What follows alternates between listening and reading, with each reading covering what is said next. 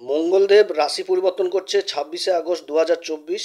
প্রবেশ করবে মিথুন রাশিতে এবং এখানে অক্টোবরের 20 তারিখ পর্যন্ত থাকবে। মঙ্গলদেব তার এই গোচর 3টি নক্ষত্রের উপর করবে।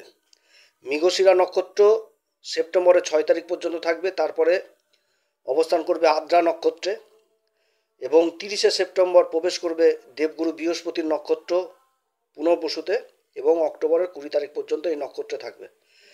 মঙ্গলদেবের এই রাশি পরিবর্তন এবং এই 3টি নক্ষত্রের উপর অবস্থানগত মঙ্গল বৃশ্চিক রাশির উপর কী প্রভাব পড়বে এই বিষয়ে বিশেষ আলোচনা আজকে করব। কোন কোন দিক থেকে বিশেষ লাভ আসবে, আবার কোন কোন দিক থেকে থাকতে হবে সাবধান, এই সমস্ত কিছু তুলে ধরব। মঙ্গল হচ্ছে আমাদের দেহের রক্তের কারক। মঙ্গল হচ্ছে তেজ, মঙ্গল ক্রোধ, মঙ্গল হচ্ছে অহংকার, মঙ্গল হচ্ছে সাহস।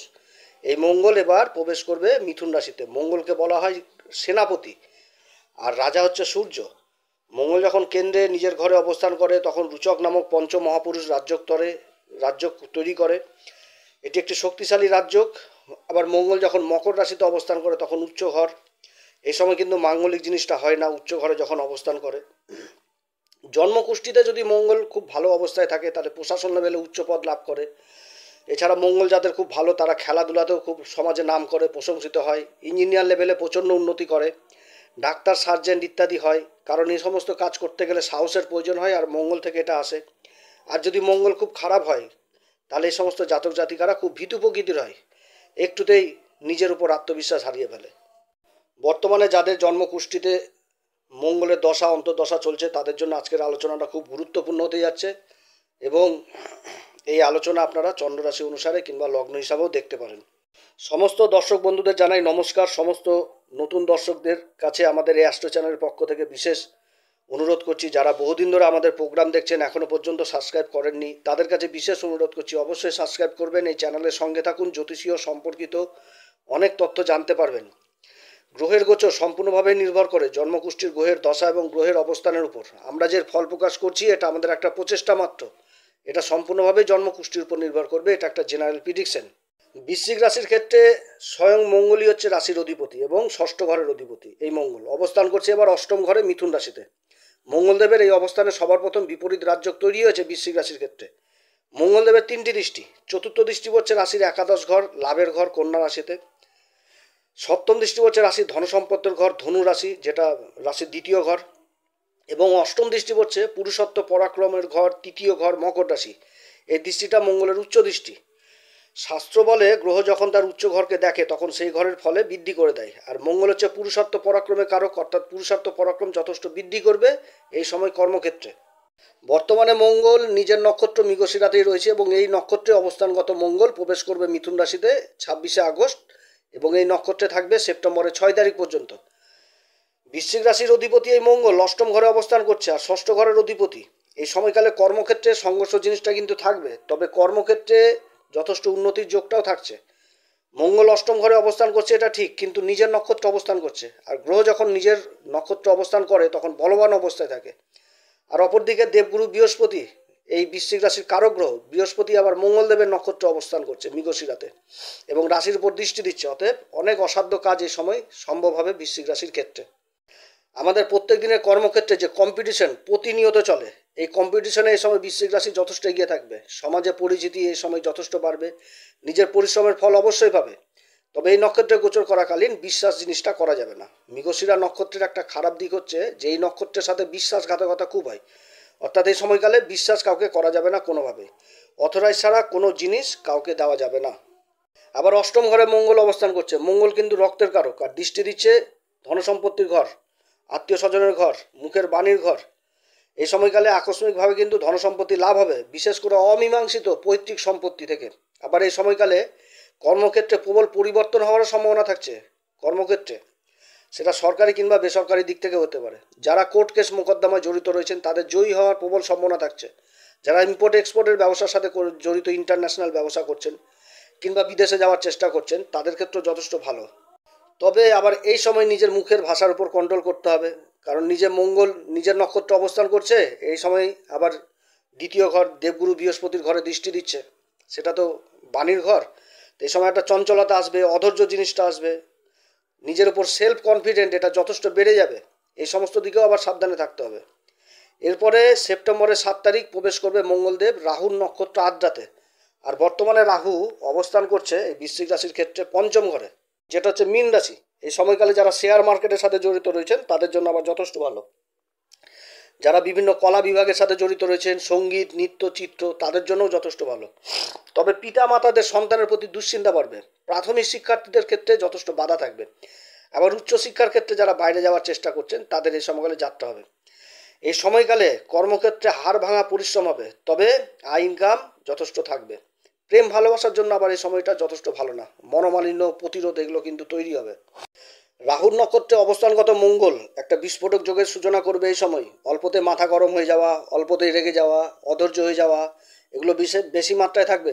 মুখের ভাষার পর মুখের ভাষা যথেষ্ট খারাপ হওয়ার সম্ভাবনা থাকবে, এগুলো বৃদ্ধি পাবে। এই নক্ষত্রে অবস্থানগত মঙ্গল অষ্টম ঘরে অবস্থান করছে, রাশির অধিপতি, আবার ষষ্ঠ ঘরের অধিপতি। এ সময় যারা রিসার্চ জাতীয় বিদ্যার সাথে যারা জড়িত রয়েছেন, যারা গভীর জ্ঞান কোনো বিষয়ের উপর লাভ করছেন, তাদের জন্য আবার যথেষ্ট ভালো। যারা সিভিল ইঞ্জিনিয়ার, যারা সফটওয়্যার ইঞ্জিনিয়ার, যারা কম্পিউটার ইঞ্জিনিয়ার, আবার যারা শল্য চিকিৎসক, কাটাছেঁড়ার কাজ করছেন, সার্জেন, তাদের জন্য আবার যথেষ্ট ভালো সময়। মঙ্গল হচ্ছে রক্তের কারক, আর রাহু হচ্ছে ভ্রম, আকস্মিক ক্রোধ।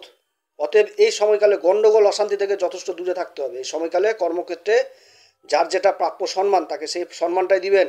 কারণ রাহু অবস্থান করছে শনিদেবের নক্ষত্র উত্তরা ভাদ্রপদে, আর শনি অবস্থান করছে রাশির চতুর্থ ঘরে, আর তার দৃষ্টি পড়ছে আবার কর্মের ঘরে।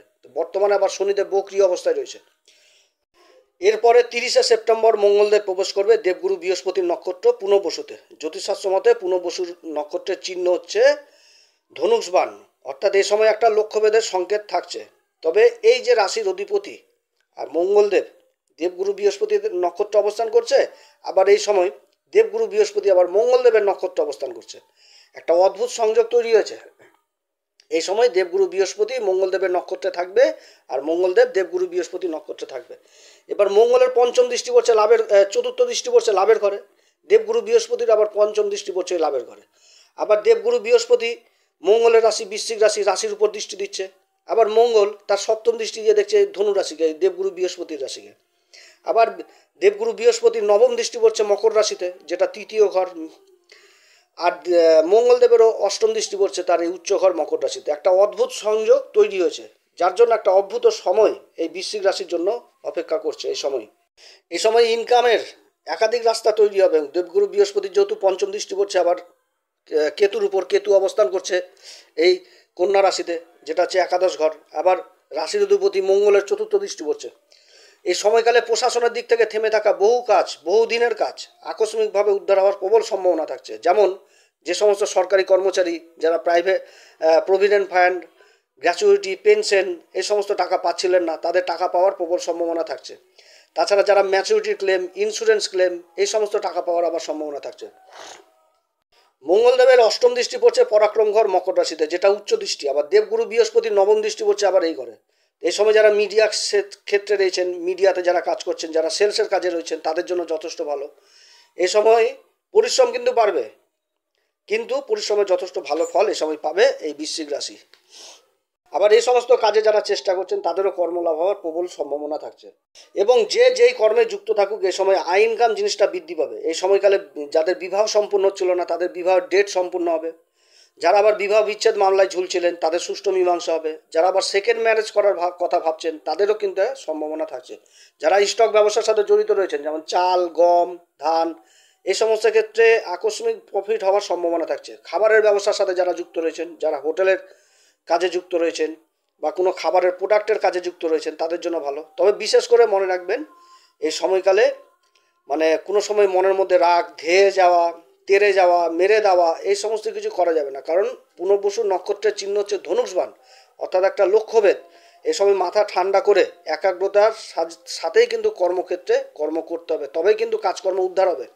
আর মাথা গরম হুটহাট করে এগুলো করলে, রেগে গেলে না হওয়া কাজ কিন্তু বানচাল হবে। তবে বিশেষ করে মনে রাখবেন, এটা আমি গোচরের ফলাফল বললাম। এখন কার জন্মকুষ্ঠিতে মঙ্গল কী অবস্থায় রয়েছে, দেবগুরু কী অবস্থায় রয়েছে, শনি কী অবস্থায় রয়েছে, এটা তো বলা সম্ভব না। তবে একটা জিনিস, শর্টকাট জিনিস বলছি, সেটা হচ্ছে যখন গোচরের আমরা ফল বলি, তখন দেখতে হয় যে ওই গ্রহটা যে নক্ষত্রের উপর থাকবে, সেই নক্ষত্রের অধিপতি কোথায় অবস্থান করছে, সেই ঘরের কিন্তু ফল পাবে। অতএব এই জিনিসটা আপনারা লক্ষ্য করবেন। এবার যদি ওই নক্ষত্রের অধিপতি কোনো পাপ গ্রহের সাথে দৃষ্টি হয়ে আছে বা একটা খারাপ অবস্থা রয়েছে, তাহলে কিন্তু রেজাল্টগুলো না সম্পূর্ণ বিপরীত হবে। আর এর থেকে এখন মানে এর প্রভাবে সুফল পেতে গেলে আপনাদেরকে উপাচার করতে হবে। মঙ্গলের রাশি বৃশ্চিক রাশি, এই সময় অবশ্যই আপনারা প্রত্যেকদিন হনুমান চল্লিশা পাঠ করবেন। হনুমান চল্লিশা পাঠ করার আগে শ্রীরাম সীতার প্রণাম মন্ত্র অবশ্যই করবেন। আপনাদের শনিদেবের ঢাইয়া চলছে একদম শেষ অবস্থায়, এরপরে ভালো সময় আসছে। অতএব আপনারা হনুমান চল্লিশা প্রত্যেকদিন পাঠ করবেন। হনুমান চল্লিশার মধ্যে সেই জিনিসটা রয়েছে, পাপ প্রভাবগুলো দূর করে দেওয়া। এই যে মঙ্গল আদ্রা নক্ষত্রে থাকবে, আদ্রা নক্ষত্রে যখন থাকবে তখন হাড় ভাঙা পরিশ্রম করায়। আদ্রা নক্ষত্রের চোখের মানে আমাদের জ্যোতিষশাস্ত্র মধ্যে চিহ্ন হচ্ছে চোখের জলের ড্রপ। চোখের জল কখন আসে? সুখেও আসে, দুঃখেও আসে। আর ড্রপটাকে তুলনা করেছে হীরার সাথে। হীরা কোথায় থাকে? কয়লার খাদানে। তো কয়লার খাদানে হীরা খুঁজতে গেলে কেমন হয়? প্রচণ্ড পরিশ্রম করতে হয়, সেরকম এই সময় কিন্তু পরিশ্রম করাবে, প্রচণ্ড পরিশ্রম করাবে। আর মঙ্গল পরিশ্রমের কারক, অতএব এগুলো কিন্তু যথেষ্ট বৃদ্ধি পাবে, হাড় ভাঙা পরিশ্রম করতে হবে। অতএব প্রিয় দর্শক বন্ধুরা, আজকে অনেক কথা বললাম বৃশ্চিক রাশি সম্বন্ধে। এরপরে আবার আসবো একটা নতুন পর্ব নিয়ে। যদি আমার এই পরামর্শ সত্যিই ভালো লাগে, তাহলে আমাদের এই অ্যাস্ট্রো এস এম বাংলা চ্যানেলটিকে অবশ্যই সাবস্ক্রাইব করবেন। নমস্কার, ধন্যবাদ।